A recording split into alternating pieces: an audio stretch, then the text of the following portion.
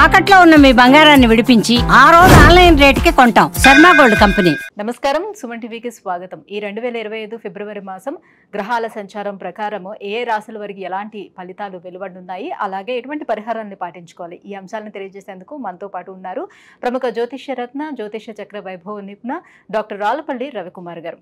గురుగారు నమస్కారం. శరదిందు సమాకారే పరబ్రహ్మ స్వరూపిణి వాసరాపీఠ నిలయే సరస్వతి నమస్తుతే. అందరికీ నమస్కారం. ముఖ్యంగా సుమన్ టీవీ ప్రేక్షకులకి నమస్కారం. గురుగారు, ముందుగా ద్వాదశ రాశుల వారికి ఎలా ఉండబోతుందో తెలుసుకునే ముందు ఈ నవగ్రహాలు సంచారం ఎలా ఉంది, ఎలాంటి ఫలితాలను ఇస్తున్నాయో తెలియజేస్తారా? ఫిబ్రవరి 2025 మాస ఫలితాల్లో నవగ్రహాలు ద్వాదశ రాశుల్లో ఎక్కడున్నాయో ఇప్పుడు తెలుసుకుందాం. ముందుగా రవి వచ్చేసి మనకి కుంభరాశిలో ఉంటారు. అలాగే కుజుడు వచ్చి మనకి మిథున రాశిలో ఉన్నారు. అలాగే రాహు మనకి మీనరాశిలో ఉన్నారు. అలాగే గురువు మనకి వృషభ రాశిలో ఉన్నారు. శని స్వస్థానమైన మనకి కుంభరాశిలో ఉన్నారు. అలాగే బుధుడు వచ్చి మనకి అదే కుంభరాశిలో ఉన్నారు. కేతు మనకి కన్యారాశిలో ఉన్నారు. ఇంకా ఆఖరిగా శుక్రుడు మటుకు ఉచ్చస్థానంలో ఉన్నారు. శుక్రుడు కూడా ఒక 2-3 నెలల దాకా మనకి ఉచ్చస్థానంలో ఉంటారు. ముఖ్యంగా మొన్నటిదాకా మనం చెప్పుకున్నాం 27 అక్టోబర్ నుంచి ఫిబ్రవరి 21 వరకు కుజుడు నీచ స్థానంలో ఉండడం వల్లనే యాక్సిడెంట్లు జరగడం, ఈ ఫైర్ యాక్సిడెంట్స్ జరగడం, విపరీతమైన మేజర్ యాక్సిడెంట్స్ అన్ని రోడ్ల మీద కానీ అవి కానీ జరగడం, చాలామంది చనిపోవడం ఇలాంటివన్నీ కూడా జరిగాయి. సో దేవుడి దేవల ఆ కర్కాటక రాశి నుంచి కుజుడు నీచత్వం అనేది 21 జనవరితో వెళ్ళిపోయిందండి. సో ముఖ్యంగా కర్కాటక రాశి వారికి, సింహరాశి వారికి, మీన రాశి వారికి ఈ 3 రాశులకి యోగకారకుడైన కుజుడు నీచలో ఉన్నాడు కాబట్టి డబ్బు ఖర్చు, హెల్త్ ప్రాబ్లం, మాట పడటం ఇలాంటివన్నీ కూడా జరిగాయి. దేవుడి దేవల అవన్నీ కూడా ఇప్పుడు తొలగిపోయినమని చెప్పుకోవచ్చు. అలాగే ఇప్పుడు ముఖ్యంగా మిథున్ రాశి, కన్యా రాశి, మకర రాశి, కుంభరాశి ఈ 4 రాశులకి యోగకారకుడు, అదృష్టకారకుడు, లక్ ఫేవర్ చేసే గ్రహమైన శుక్రుడు ఉచ్చ స్థానంలో 4 నెలల పాటు ఉంటాడు ఇంచుమించుగా. సో మనకి ఫిబ్రవరి 1 నుంచి. కాబట్టి వీళ్ళందరూ కూడా విపరీతంగా అన్ని విధాలు కూడా బాగా కలిసి వస్తుందని చెప్పుకోవచ్చు. ఇవ్వండి ద్వాదశ రాశుల్లో నవగ్రహాలు ఈ స్థానాల్లో ఉన్నాయి. గురుగారు, మరి వృశ్చిక రాశి వారికి ఫిబ్రవరి మాసం గ్రహాల సంచారం ఎలా ఉంది, ఏ గ్రహాలు అదృష్టాన్ని ఇస్తున్నాయి వీళ్ళకి? వృశ్చిక రాశి అనగానే మనకి విశాఖ 4వ పాదం, అనురాధ 1, 2, 3, 4 పాదాలు, జ్యేష్ఠ 1, 2, 3, 4 పాదాలు ఈ నక్షత్రాల సమూహంతో మనకి వృశ్చిక రాశిలోకి వస్తుంది. ఈ రాశి వారి ప్రస్తుతం గురుబలం పరిపూర్ణంగా ఉంది, రాహుబలం పరిపూర్ణంగా ఉంది, కేతుబలం పరిపూర్ణంగా ఉంది. ఒక అర్ధాష్టమ శని ఒక్కటే నడుస్తుంది. అంటే 4th హౌస్ 4వ స్థానంలో శని ఉండడం చేత ఈ అర్ధాష్టమ శని వలన ఎక్కువ ఏం ఇబ్బంది ఉండదు. ఎందుకంటే మ్యాక్సిమం అన్ని 2.5 ఇయర్స్లో మనకి 2 ఏళ్ల 4 నెలలు అయిపోయింది. ఇప్పుడు ఇంకా ఫిబ్రవరి, మార్చి 2 నెలలు మిగిలింది.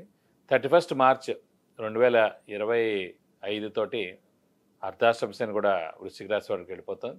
సో వెళ్ళిపోతూ మేలే చేస్తారు కానీ నష్టం ఏం చేయడు.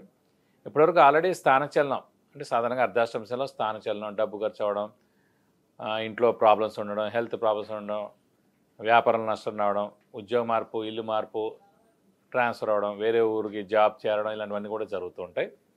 బట్ అవన్నీ కూడా మ్యాక్సిమం జరిగిపోయి ఉంటాయి. ఈ 2 నెలల్లో ఇంకా జరిగేందుకు ఏం లేదు. ఇంకా బ్యాడ్ కూడా దేవుడి దేవల. సో ఇంకెవరైనా స్థానచలనం వస్తే కనుక స్థాన మార్పు అయితే మంచిదే అని చెప్పుకోవాలి. గురుగారు, సప్తమ గురువు ఎలాంటి ఫలితాలను ఇస్తున్నాడు వృశ్చిక రాశి వారికి? వివాహ ప్రయత్నాలు ఫలిస్తాయంటారా? ఇంకోటి గురువు కూడా 7వ స్థానంలో ఉన్నాడు కాబట్టి చాలామంది అంటే మన జాతీయరీత్యా లగ్నం నుంచి 7వ స్థానంలో గురువు ఉంటే కనుక గుడి కట్టించడం, లేదంటే ఓల్డ్ ఏజ్ హోమ్ కట్టడం, లేదంటే కనుక ఎన్జిఓ ఆర్గనైజేషన్ స్టార్ట్ చేయడం ఇలాంటి 3 చేస్తారన్నమాట. సో డబ్బు పరిపూర్ణంగా ఉన్నవాళ్ళు అది చేస్తారు, డబ్బు లేని వాళ్ళు కొంచెం మధ్యస్థంగా ఉన్నవాళ్ళు దానికి సహాయం చేస్తారన్నమాట.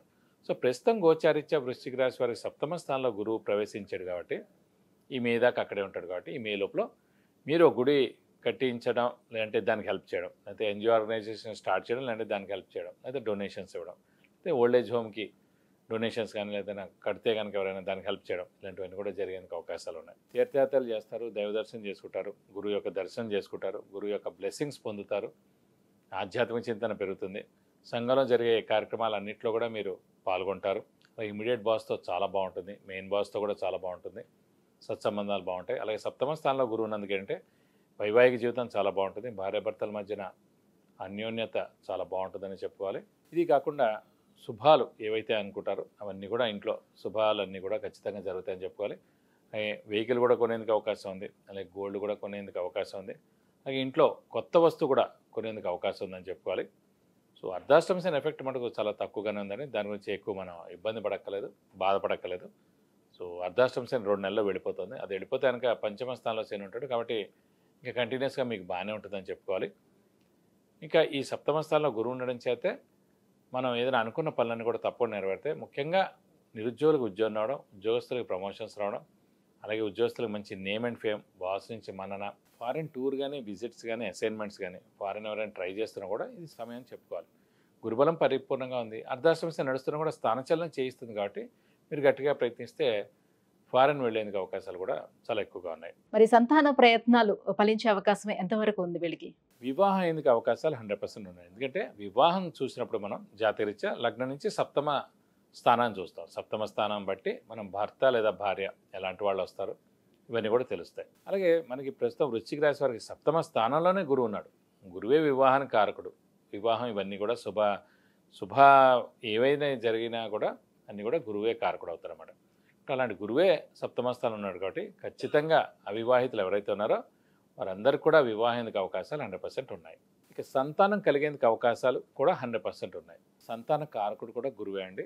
సో అలాంటి గురువు సంతానాన్ని ఇస్తాడు కాబట్టి గురువే సప్తమ స్థానంలో పరిపూర్ణమైన దైవబలం, దైవానుగ్రహం కలిగి, గురుబలం కలిగి ఉన్నాడు కాబట్టి అనుకుంటే కనుక ఈ సంవత్సరం మనం అనుకుంటున్నాం సంతానం కోసం అని అనుకుంటే కనుక ఖచ్చితంగా సంతానం కలిగేందుకు అవకాశాలు 100% ఉన్నాయి. గురుగారు వీళ్ళకి అర్ధాష్టమ శని ఉంది. మరి ఎటువంటి పరిహారాలను పాటించుకుంటే వీళ్ళకి మరింత యోగ్యదాయకంగా ఉండబోతుంది? మిగతా గ్రహాలన్నీ బాగానే ఉన్నాయండి కాబట్టి మనం చేసుకోవాల్సిన ఏంటంటే ముఖ్యంగా శని ఒక్కడే ప్రస్తుతం అర్ధాష్టమ శని నడుస్తాం కాబట్టి ఈ అర్ధాష్టమ శని వెళ్ళిపోయేదాకా అంటే మార్చి 31 దాకా మటుకు ప్రతి శనివారం వీలవుతే కనుక ఉపవాసం అంటే చాలా మంచిది. అలా వీలవుతే కనుక శివుడి టెంపుల్కి వెళ్ళి 41 ప్రదక్షిణాలు సోమవారం రోజు చేస్తే మంచిది. ఆంజనేయ స్వామి టెంపుల్కి మంగళవారం, శనివారం వెళ్ళి 41 ప్రదక్షిణాలు చేస్తే కనుక మీకు అన్ని విధాలా మంచి చేకూరుతుంది. విద్య, ఉద్యోగం, విదేశీయానం, వివాహం, వాహనం, గృహం ఇలా అన్ని విషయాల గురించి తెలుసుకోవాలంటే కింద స్క్రోల్ అవుతున్నటువంటి నెంబర్లకి కాల్ చేసి గురుగారు అపాయింట్మెంట్ పొందవచ్చు.